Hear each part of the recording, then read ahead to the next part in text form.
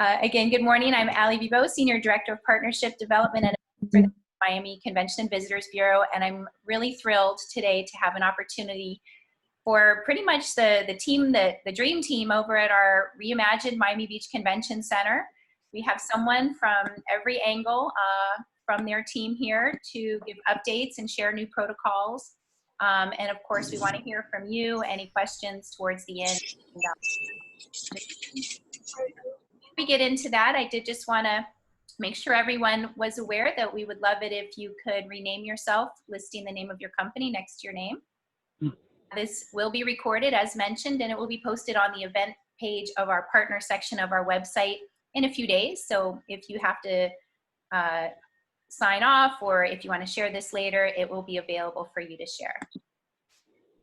That said, I'm going to go ahead and invite Michael Hurt, the Assistant General Manager of the newly reimagined Miami Beach Convention Center, to go ahead and share the presentation that he recently gave our team. And it's fantastic. It's got a lot of great information.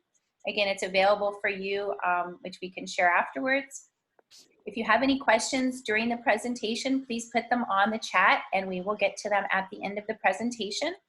Michael will be introducing folks from each of the teams that help the Convention Center shine, and each of them will give updates from their perspective. And then we'll have a little housekeeping towards the end. So again, thank you so much, Michael, for getting everyone together this morning and for taking the time to present updates to us. And a shout out to all of the GMCVB team that's also on the call and all the partners. So thanks again, Michael. Thank you, Ali, and good morning to everyone. And thank you to the GMCVB for allowing us to present our recovery initiatives moving forward. I would like to recognize and thank some of our task force members that are on the call today, including Danny Medina with Centerplate. He's the General Manager for Centerplate. Danny Leon from Everlast Productions, Andrew Brown from Smart City Networks, and Wilson Meteorial from First Class Valet. They will play a role in this presentation as well as I go through the process. The first piece that I wanted to mention is that we've all become risk managers, whether we like it or not. The definition of risk management is the formal process of assessing the exposure to risk and doing whatever necessary to minimize the impact. And that's what we're trying to do here. We're trying to minimize and control the impact. That was our main objective when creating this recovery plan. Early on in the process, we created, as I mentioned, an internal MBCC recovery task force that included our team from Spectra, representatives from Centerplate. So I am co-chairing it with Steve Ciancio, who is the Assistant General Manager with Centerplate, Smart City Networks, First Class Valet, Everlast Productions. We really looked at a lot of resources, as you will see as I go through this presentation, resources from the federal, state, county, and city guidelines, a lot of industry associations, for example, the Go Live Together. We spoke and looked at a lot of information from destination partners. We also have GSC, General Service Contractors, as a part of our recovery task force, as well as Expo, Freeman, and some clients. I sat down with Art Basel to go over this recovery plan, read in regards to their upcoming events, just to get feedback so that everyone's on the same page. As you can see, the many resources that we have used to create this recovery plan, and it continues. This recovery plan is fluid, changes every day. We add to it every day as we learn new information. Wanted to go through the venue measures that we've come up with everyone today.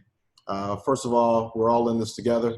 It's all of our responsibility, from the building to our partners, to our stakeholders, to our clients. We all have to play a role in this to ensure everyone's safety. So there are fundamental principles that we have put in place, come really from the CDC guidelines, staying at home if you're sick, wearing your face covering, washing your hands, that all of us will have to adhere to before going into the MBCC. We do realize that all of the events are different. We will require all of our stakeholders, all of our clients to provide a health and safety document to us so that we can compare it with this overall recovery plan to make sure it meshes and make sure that we are all on the same page and adhering to federal, state, and local guidelines.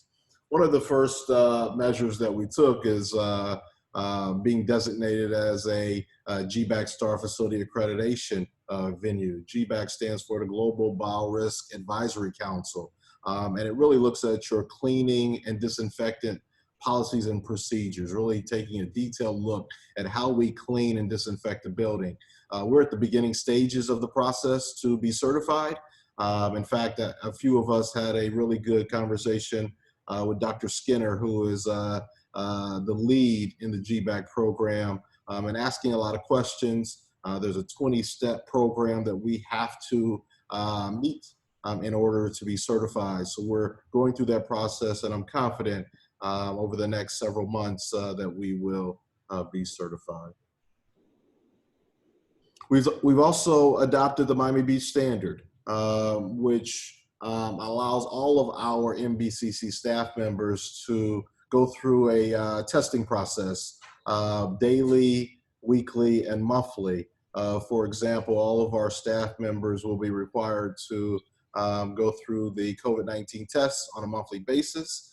And as anyone enters our venue, they will have a temperature screening and a health screening prior to entering. We will wristband those individuals once that process is done so that we can ensure that everyone in the venue has gone through that process.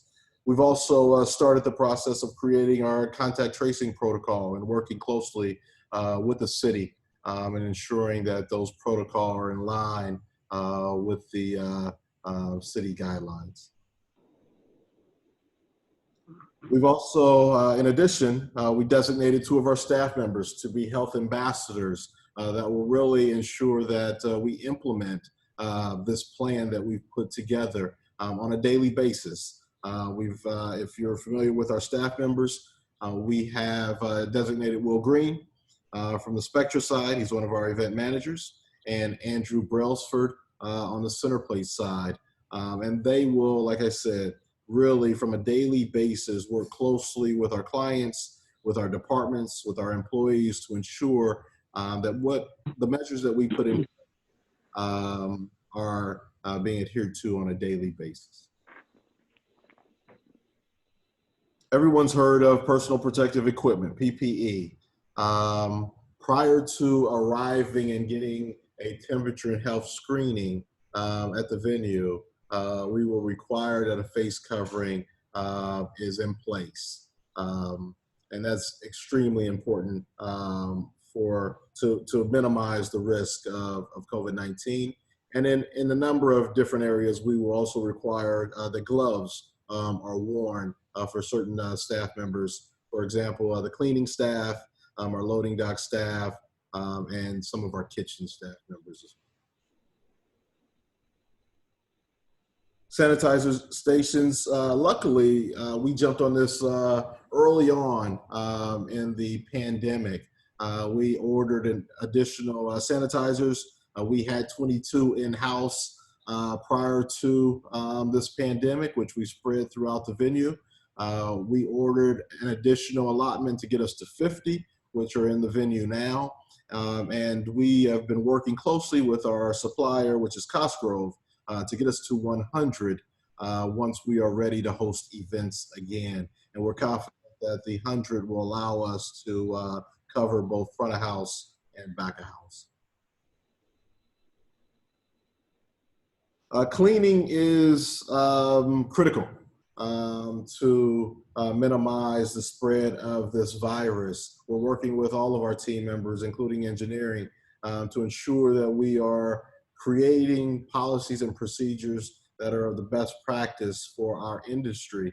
We have EPA registered disinfectant in-house. We've been using it for some time now, on those frequently touched surfaces, and we're confident that we're ahead of the game there. We've also placed a lot of signage throughout the venue, and we just ordered additional signage to ensure that we hit those areas more than we before.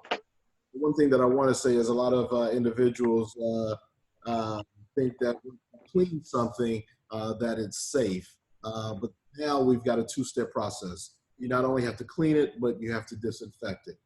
So we're working closely with the GBAC program to put those policies and procedures in place to ensure that we are efficient in our not only cleaning process, but our disinfecting process as well.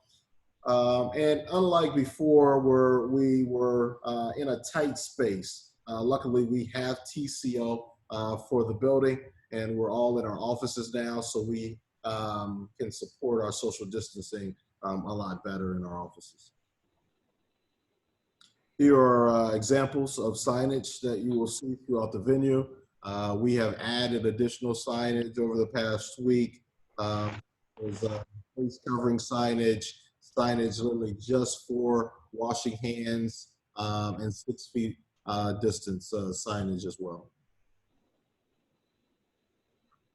Restrooms are also a critical area that we really had to focus on as a task force. A lot of times you see sessions letting out and a lot of people cramming into restrooms. Unfortunately, we won't be able to do that anymore. We will have to maintain that 6 foot distance inside those restrooms and even in lines. So as you can see, we're looking at queuing lines, staffing those restrooms to ensure that we stay within the capacity guidelines, adding signage on the floor, and stanchions to ensure lines are orderly. We'll also use our radio communication to ensure that we are still creating that service that we all want. We don't want 40 people to be in one restroom line and only 2 individuals in a restroom line literally just 40 feet away. We want to be able to balance that out. So we'll use our radio communication to do that. We will, in addition to the safety plan that we will receive from our clients, we will also send out a recommendation sheet as well as a requirement sheet that all of our clients will have to adhere to. One of our recommendations will be to consider some sort of egress plan so that we're not crammed at the exits, such as the front plan where the rows start off in the back of exiting the room and then working their way to the front. But again, we will work closely with our clients because we understand that all events are different, and we will have to adjust some things due to certain events. The pre-function space circulation for me was the most critical piece. This is where you're going to get the mass gatherings most of the time. We can kind of control it in the meeting room by limiting the amount of chairs and spreading those chairs out.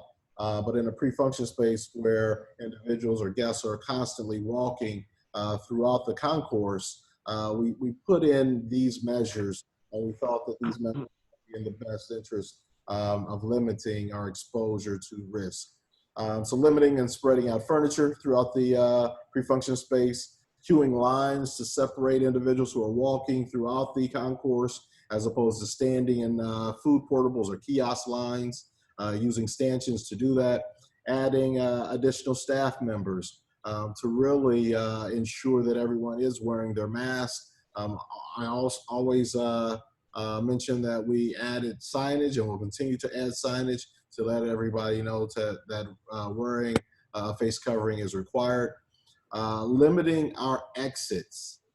We've got a lot of doors in the convention center, and we have to limit those exits to ensure that those frequently touched surfaces are at a minimum, if at all possible.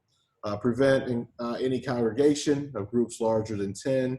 And also, going back to my sports and entertainment days at American Airlines Arena and Marlins Park, anytime you go to a sporting event, you will see elevator attendants on the outside of the elevator and on the inside of the elevator, as well as escalator attendants. Done in the sports entertainment world for the safety of the escalator and also for the elevator to minimize anyone from going or eliminating anyone from going to levels that they don't have tickets for. In this case, our goal is to help with social distancing and minimize touch points. Having a person in front of the elevator and inside the elevator will limit that touch point. Instead of thousands of people over the course of a day touching buttons on the outside and inside the elevator, we literally would have one person pushing those buttons, which would definitely limit that risk. And we could also control, for example, escalators. Maybe we do one person to every 3 steps to create that social distance.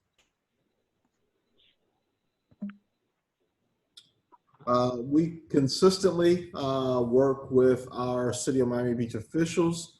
We're talking about, what happens if we do get someone that has flu-like symptoms? Where are we? Are they exiting the building immediately? Do we have a room in the venue for them? So we're working closely with the City of Miami Beach officials to confirm the location and the process for that. Also, the local public health officials regarding those protocols as well, and working with them to help us create that contact tracing protocol. Danny, if you want to go over the Rise with Centerplate portion. Absolutely. Thank you, Michael. So along with the great partnership with our folks at the Convention Center, the Miami Beach Convention Center, the City of Miami Beach, and our great service partners with Smart City, First Class Valet, and Everlast Productions, we're working in tandem, and we're in this together when Michael says to help each other rise and put together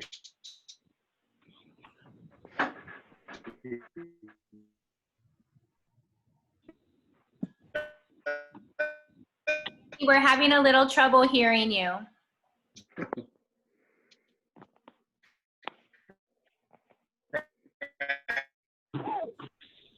Danny, we're having trouble hearing you. You want to try again? This is put together, ask our customers and our clients to have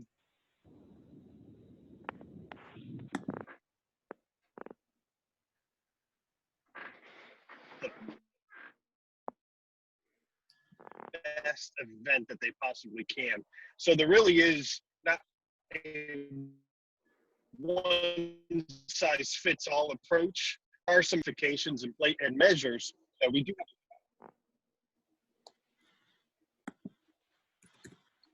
Allie, can you hear me? Yeah, we're having some trouble hearing you. You're going in and out quite a bit, so I haven't been able to hear most of it. You want to try again? Can you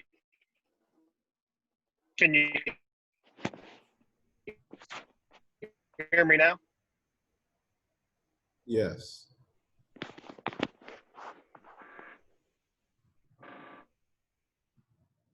Now we can.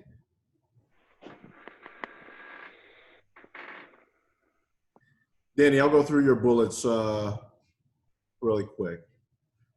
As you can see, the measures that Centerplate is taking, as Danny mentioned, we're all in this together. We're working closely with Centerplate to ensure that not only are we minimizing risk in the front of the building, back of house, but also in our kitchen areas. They're looking at different meal plans, incorporating social distancing into all service plans. We'll, like Ali said earlier, we'll share our document with you. We have a case study on there regarding, we took a large event and we've got examples of what we're looking at from a plan standpoint for like our lunch area and dinner area and what we're planning on doing there. Obviously, everything's fluid. Things can change. It depends on the type of event. But as you can see, the bullets, upscale box lunches, expanded menu of plated selections, modified type of buffet servicing, that if you want more information on that, please reach out to Centerplate, Danny Medina and Steve Ciancio on that. And they're doing in-depth training on return to work guidelines.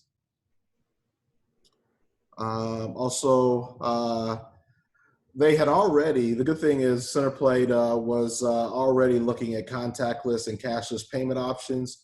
They implemented that during the Super Bowl this year, so they've already implemented that. So really minimizing those touch points, which is really key to minimizing the spread of this virus. All fresh food and beverages sold in sealed containers, and a focused menu to decrease guest transaction time. And obviously, throughout this presentation and our daily process is that continual focus on cleaning and disinfecting those high touch surfaces.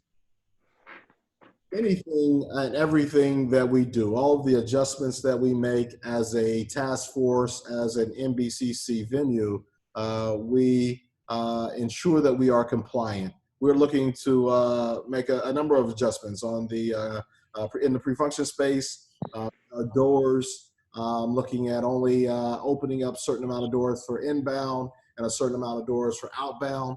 We will ensure that we have the proper accessible doors within those numbers, and everything we do, we will ensure that our accessibility hat stays on. We've created a number of SOPs and policies since this pandemic started to reinforce limiting or the spread of this virus, or trying to eliminate it as best as we can. One of the policies and procedures that we created was the loading dock procedures, both north and south loading dock. One of the busiest areas of our venue, excuse me. As you're looking at this slide full of bullets, this covers the truck drivers, trailers, and POVs. And we will require that all of the GSCs prior to the event taking place, that they send out our MBCC fundamental preventative practices, which again, as I mentioned before, it's really the CDC guidelines of staying at home if you're sick, requiring to wear your face covering, washing your hands for a certain amount of time, wearing gloves, things like that. We will also give out parking passes prior to their arrival. They will enter through they will go through a temperature and screening process prior to checking in. And truck drivers will be asked to stay in their trucks if at all possible. And if they do need to get out, they will have to wear their face covering and stay within the loading dock, no exceptions. Obviously, POVs are a little bit different. They're coming in to set up, so they will go through the temperature screening as well as at the designated time. And GSC will direct them when when the time permits for them to start unloading their equipment out of their vehicle and loading it into our X-Haul. Loading dock protocol for clients. Instead of the GSCs working closely with them, the event manager will work closely with them. The event manager will be required to send out that fundamental preventative practice document to them as well prior to the event taking place, or prior to even load in. Their parking passes will be distributed prior to that. The drivers will enter the northwest entrance. We don't have a south loading dock on here because we don't allow parking in the south loading dock. They will also go through a temperature and health screening process and will be required to wear their face covering. As I close, again, all of the events are different. There's no one size fits all approach to what we're doing. I am confident that we have hundreds of years of experience in the business between everyone that works at the MBCC. We will work closely with all of our clients to ensure that we're all in this together and that we work together to create the necessary processes and procedures for all the events that move forward. As you can see, we're ready and eager to work with everyone, from our partners, clients, GSCs, destination management companies, and our third-party planners. We've also, we're working closely with the City of Miami Beach in regards to budgeting, looking at a number of different items, and we will have further information on that as we move forward in the process. But in closing, the MBC is ready to serve. Not only do we have plenty of space to create that social distancing, we have 1.4 million square feet of flexible space, a number of ballrooms, up to 84 meeting rooms, as you all know, 9 acres of surrounding green space in regards to the Collins Canal Park and Pride Park. We've got a lot of space, and we're moving forward in the right direction to not only meet our industry's expectations, but to exceed those expectations by pursuing the GBAC Star Facility Accreditation, which will take us to the next level in our cleaning and disinfectant processes and procedures. We're committed, as I stated before, to the Miami Beach Standard, which allows all of our staff members to be tested on a daily and monthly basis. We've already increased and will continue to increase our sanitizing efforts to protect everyone's health. And all of our staff members have gone through the Florida Health Department PPE training, and we will continue to go through a number of training as we move forward and closer to hosting events. So with that said, I would like to turn it over to Danny Leon just to talk briefly about some of the things that we're doing from an audiovisual perspective. Danny Leon represents Everlast Productions, who is our preferred audiovisual partner. Danny? Thank you, Mike. Good morning, everyone. Just wanted to touch base on some new procedures and guidelines that we've implemented here at Everlast. Apart from being the vendor for audio, visual, and rigging at the center, we also have now transitioned into virtual event platforms, whether it be live, as live, or on demand, to integrate into the live shows and events that will be happening in the Miami Beach Convention Center. We have a proprietary process that encodes and sends everything to live streaming. And at the same time, we can actually transmit audio, video from anywhere in the convention center to anywhere in the convention center, which really is going to be very helpful considering social distancing guidelines and maximum capacities in ballrooms and in meeting rooms. Now we have the ability to use different rooms as overflow rooms and simultaneously either do a live hybrid event or do an actual completely virtual event for our clients and customers coming into the convention center. Apart from that, we have also implemented various safety guidelines as to how we will be proceeding, installing, checking, and executing events with safety guidelines and sanitation protocols. We have purchased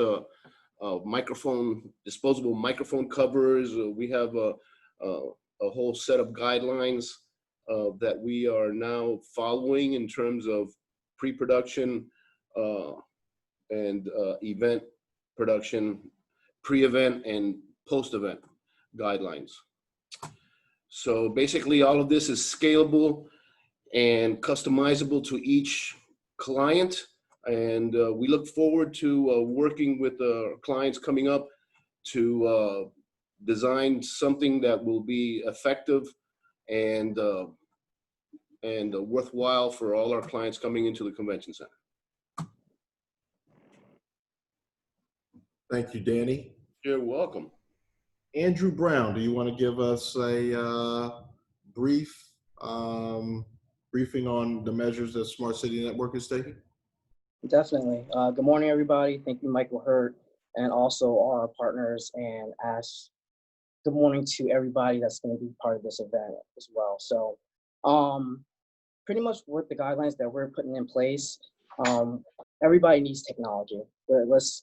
It's the new norm for us now. If I can put stocks into Zoom, I think we'll be having this call on the island somewhere, or sipping on a pina colada or something like that. But as of right now, everybody's utilizing technology services for the building and everywhere throughout the world. For Smart City, we had a lot of guidelines that we put in place. We have a lot of health and safety guidelines, measures that's for our clients and our team members. I'd like to go through the full bullet points that we have implemented here, and we'll be sending out to all our clients and our partners once this is officially finalized. So reporting back to work and office protocols, definitely we're gonna have all our staff check in with us before they come into the building and let us know how they feel. They are required to wear masks throughout the facility. We're also gonna be doing a staggered work schedule. It's just best for us to have not to have a contact, but also make sure that we're not running to the same areas as much as possible. So we'll be working on a schedule for our workers and our employees here to make sure that we have a scheduled schedule. We're going to have a one flow direction. We have ability in our office that we have a door that we can go through one door and actually leave out an exit. So we're going to utilize that. Workstations are not going to be forward facing. They're going to be 6 feet apart. Also, each workstation has to be disinfected and sanitized after each shift. At the end of the day, either it's going to be by the employees or it's going to be by myself. Interaction with the building staff, exhibitors, and attendees. This is very important for us, knowing that we want to be critical that we take care of all our exhibitors, building staff, and employees and attendees. So we're going to make sure that we still do the guidelines for the building, stay 6 feet apart, definitely. Make sure that we hit our PPE up, make sure we have our masks, gloves, or if we have face shields, and make sure that we have personal sanitizers that's going to be with us as well. Installing and equipment delivery. This was something that we definitely wanted to look into, because that's when we're going to have the most interaction with our attendees and our exhibitors and customers. So technicians or any staff will have to wear a mask. They have to wear gloves. Employees will not be sitting next to each other. Tools will be all equipment and rentals will be disinfected and actually put into a bag with a tempered seal. And when we deliver that to our clients and our customers, we'll make sure we can open that in front of them, or if we install that beforehand, we'll go in and make sure we disinfect all the equipment before and after the event. Also at our service desk, we want to make sure that we are always forward facing, where we'll put a plexiglass in front of our service desk. We'll make sure that we'll have. I think I'm all set for today, right? There's a little background noise there, but just to make sure that we cover all our employees, but definitely look into service that we can provide at the convention center as well. Wireless is going to be the easiest and most touchless. We can utilize that. We have 400 access points here. We are well aware to take care of any clients that's coming to the building, any bandwidth, any services they need. Also, have an ability that we can have a redirect page. So once that client or attendees or exhibitors connect to that page, they'll redirect them to any type of procedure or guidelines they want to put in place for, for our clients and our exhibitors. So that's something that we're looking into, but definitely want to take the time out and say thank you for your time and thank you for letting me participate in this conversation with you guys and let us know what we're going to do moving forward. Thanks, Andrew. Wilson from First Class Valet, do you want to give us a little brief summary? Good morning. Thank you, Mike. Good morning, everybody. Well, our customers and first and last impression is very important to us, as well the safety of patrons, customers, and associates. So we are implementing safety protocols to our patrons, customers, and associates as well.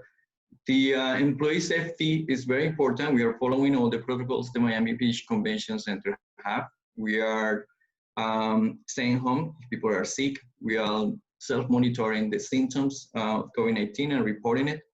Of course, the protective equipment needs to be used. We are using masks and gloves for all the employees when we are to receive the vehicles. We are implementing touchless technology, so patron doesn't have to get any ticket.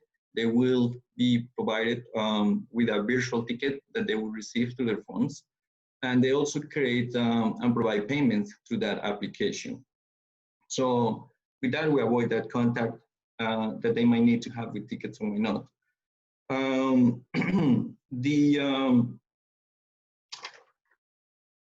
protocols to disinfect the vehicles are in place. We're going to use UV lights to disinfect the keys and vehicles or the patrons. And we are going to also have safety protocols and distance protocols that we need when they arrive to the ramps. So ticketless and payment solutions are being provided as well. Our ambassadors are going to welcome patrons to the center. We are going to support and monitor social distancing practices. We are encouraging our patrons not to leave their vehicles until our valet attendants are assisting them. We are to attend one vehicle at a time, and we will have our valet attendants staying 6 feet away of the patrons before they get out of the vehicle. Then we will park vehicles in the different areas that we're going to park. And when we retrieve, we're going to make sure that patrons are keeping the social distance that they need in the ramp where we are going to have our cashiers and ambassadors controlling the specific areas.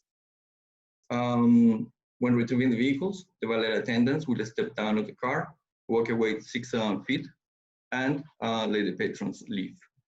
So that is our first and last impression that we want to give to all the patrons at the convention center. Thanks, Wilson, and thank you to the team for giving that briefing. I'm not sure why, and how, but I failed to mention that with since we created the recovery plan, we've really we looked at it and say, how can we implement? Not only do we have the health ambassadors, but how can we ensure that implementation and we go as detailed as possible in every single area that's needed. And so we came up with subcommittees.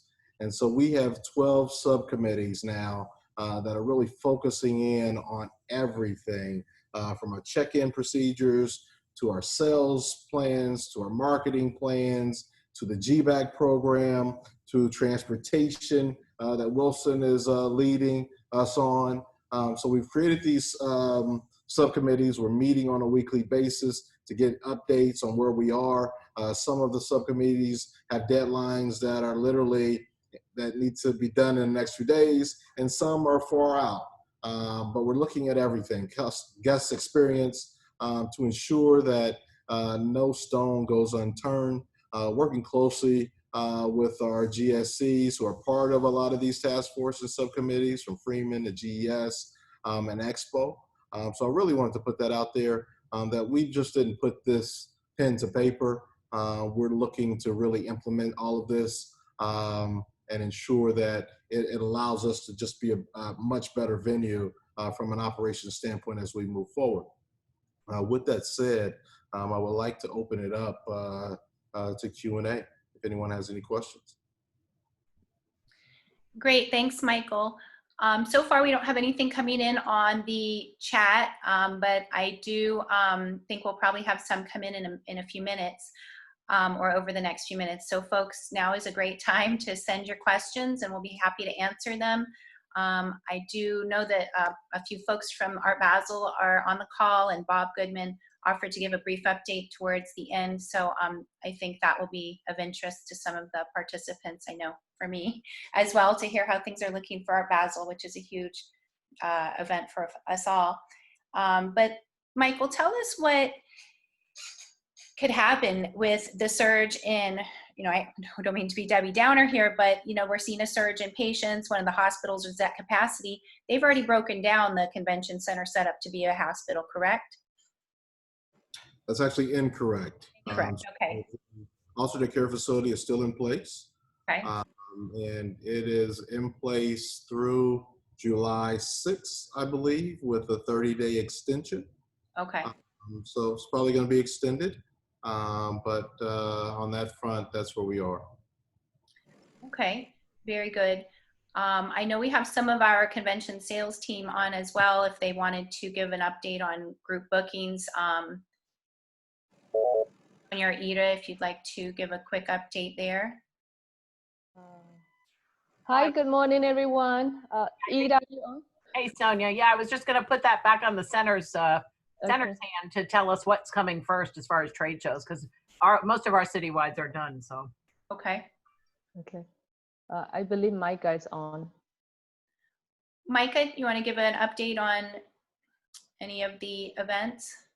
Yes, I can do so by saying that we are still in flux as it relates to some of the programs that are scheduled in September and October.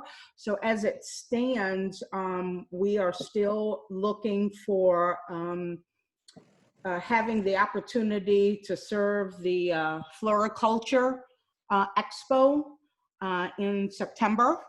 I understand there might be some change with that, but we are still looking to host that as well. Okay. Wendy from one of our hotel partners was just wondering how bookings are going in general. I know we're probably seeing more traction for 2021 than this year, but any glimmers of or silver linings to speak of, or is it slowly just looking like 2021 is going to be our year?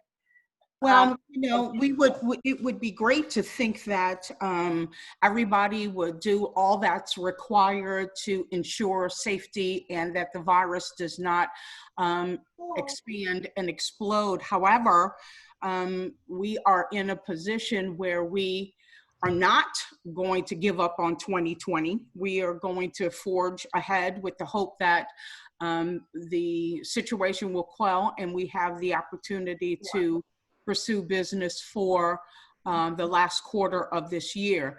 Now, again, all of this, as my boss always says, is fluid. As things go on and things change with the virus and where it stands, we will be in a position to either, like I said, forge ahead with attempting to book business through this calendar year with, of course, focus on the next calendar year. We do have a couple of things out there. Folks are contacting us. Of course, the size and scope of the things that are coming our way is not what we're accustomed to, but might be what we are going to be dealing with over the course of the next few months. And those are smaller events. And when I say smaller, 250, 500 people kind of thing, but they need so much more space that we become the option that they can consider. So it's not over for us just yet. Great, thanks, Micah. There's also a question about the capacities. So will capacities remain the same in meeting rooms, or are there new capacities? Of course, the capacities are going to be adjusted based on the program needs because the program needs are changing. You know, a conference that was expecting 2,000 people is looking at 900 now. And that is because the lack of confidence that many attendees have to travel and to participate in conferences. With that said, the space required becomes larger, but we got 84 meeting rooms and, you know, 1.4 million square feet. We are going to be able, I believe, to accommodate the client's needs. But again, that is on a case-by-case basis based on the size and scope of the program. And to answer the question specifically as it relates to what's coming up, on the calendar, September 12th through the 18th is Floriculture. That's the first confirmed event we believe will be hosted in our facility. And Ali, I would add that that's why our task force is so diverse. I mean, that's why we have clients and GSCs as a part of that task force. They are hearing what's in the industry and the industry standard, and our industry is starting to create those capacities for us to move forward. And that's why we have the GSC, the Expos, the Freemans, and the GESs of the world as a part of our task force, and they're working closely. That's one of our subcommittees is floor plans. So they're working closely to present to the task force what makes sense and what is within the federal, state, and local guidelines so that we can work with and be able to work with our clients on capacities. But everybody is still waiting on federal, state, and local to assist us in helping with the capacities. But it is great to have GSCs on our team so that they're working closely with the many industry partners out there to come up with those best practices, because the federal, state, and local really don't know our business. All right, I have a question here for Centerplate that asks, what's the plan for hard liquor bar service? I'm not sure if Danny, you there? Great. Hey, can you hear me? Hey, it had to be one of us on the call that had some issues with technology. I guess I'm the guy. Yeah, it's fine. Thank you for, that's a great question as well. So the most important thing when it comes to reintroducing any type of service, it's providing safe measures for both our guests and the staff.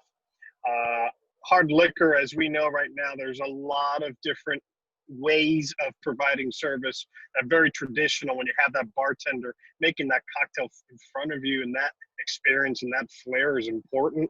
But it really just depends on the type of environment and experience you want to provide your guest. So we are willing to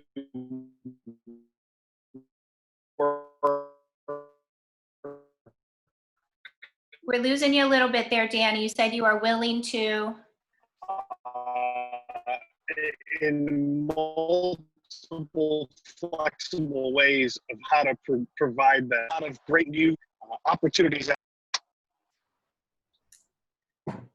I'm sorry, Danny, we're having some trouble hearing you. How about now? That's better. There we go. Okay. Yeah, so we're flexible in any way. There's so many great products out there that can allow a safer experience, whether it's some really cool batch cocktails or canned cocktails. There are some prepackaged items that do provide that very safe feeling from the get-go. But again, you know, I'm a little bit of a traditionalist when it comes to bar services. So I want to still see that bartender creating something in front of me. So again, we have the opportunity to really provide both spectrums of that type of service. It really just depends on what's going to work well for the customer at the end of the day. Great, thank you for that. I know that there's a question about Art Basel, and we're going to get that towards the end when we have the team from Art Basel chime in. Question from our friends at the Clevelander group. Are you seeing an influx of new bookings for 2021 due to other cities not being to accommodate requests?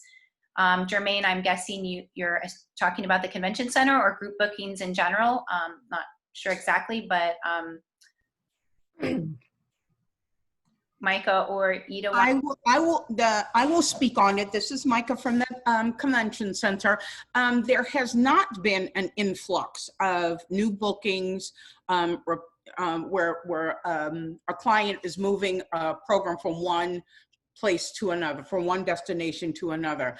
There have been a couple, but to say an influx, to say several, no, not yet. Well, we can only pray, right? Pray and do our best. I like the way that sounds. Yeah. Let's see, Bob, if you're still on from the Art Basel team, it would be great to get an update from you, or I know a couple of the other teammates are on the call. Whomever wants to speak is welcome. Can everybody hear me? It's Maureen. Hi, Maureen. Welcome. Yes, we hear you. Hi, everybody. I just want to say this feels very much like a pre-con, so it's great to see all of you and hear the updates. I just want to let you know quite briefly, and I hope Bob is on the call and can say a few words as well. We are all currently moving forward and we're planning for our great event, to take place in Miami Beach with all of your support. That said, the health and safety of everyone concerned is also our highest priority, and I'm really happy to see that you've taken quite a few measures, to protect us and our clients, and that we can be flexible because it's a highly dynamic process whereby we all have to be, flexible and adjustable. So I look forward to working with all of you, and we'll have many questions moving forward as we get into the details. Yeah. Well, it's arguably the largest event, so hopefully it can happen in some form. But I believe all art shows have pretty much not happened since, February or March? Is that correct? There's been really no worldwide art shows at all. So the art. That's correct. That's absolutely right. Yeah, there haven't been any on the calendar, and we've had to cancel 2 of the 3. So yes, this is the one everyone's waiting for. Yeah. Absolutely. Well, and thank you, Irina from La Tropicale, for asking that question. A new brewery opening in Wynwood soon and a new partner to us. So I'm ready to try some of that beer, Irina, whenever you're ready to have us come by. Anybody else have any questions before we wrap up? I have a few notes that I'll share before we end, but if there's any other questions, now is your time. All right, so I'm gonna go ahead and just, oh wait, I have something else. Thank you, you're welcome. I do want to, and Irina's ready to have beers with us, so great. Thanks again to Michael and the team, everyone that participated, Everlast, First Class Parking, of course, Center Plate, Micah, Sabrina, Art Basel Group, everyone for joining us today. We had a great participation. We are going to do this every Wednesday unless otherwise noted. So next Wednesday, we're going to be doing a retail update featuring some of our partners at Brickell City Center along with Saks Fifth Avenue, talking about new retail protocols and how things are looking in that world. I do want to direct everyone to our Miami Shines campaign, which is officially launching. Let me see if I can put it in the chat. Oops, no, I lost it. It's, if you just go to miamishines.com, it will redirect you to our homepage. And that is a great place to look for your next staycation. Or if you haven't added offers, go ahead and make sure you have your offers featured. You can have as many offers as you'd like as a hotel or attraction partner. And for those restaurants on the call, Miami Spice is free to participate in this year. So if you haven't signed up yet, please reach out so we can get you signed up for that great program, and it'll last through September. Also for those foodies, feel free to go ahead and start booking those meals. You can also get Miami Spice to go in some cases, which is a new option and is a great way to enjoy some amazing culinary treats in the comfort of your own home. What else do I have here? We do have our partner workshop coming up. This year it will be a virtual event. Typically it's about a half-day workshop where we invite all our partners to come and give us insights and ideas to help us plan our upcoming fiscal year, which starts October 1 for our organization. So we'll be doing that this year as a 3-day virtual event, allowing for a total of 12 sessions. one from each of our key departments, as well as a welcome session that'll give an update on the industry and some trends that we're seeing. That will be July 14, 15, 16. We are refining the invitation in the next 24 hours to go out. It's completely free to participate in. If anyone's interested in some extra exposure, we do have sponsorship packages. You can sponsor one of the breakout sessions for only $500 and you'll have a captive tourism industry centric audience. So we're interested in helping you with that if you're interested.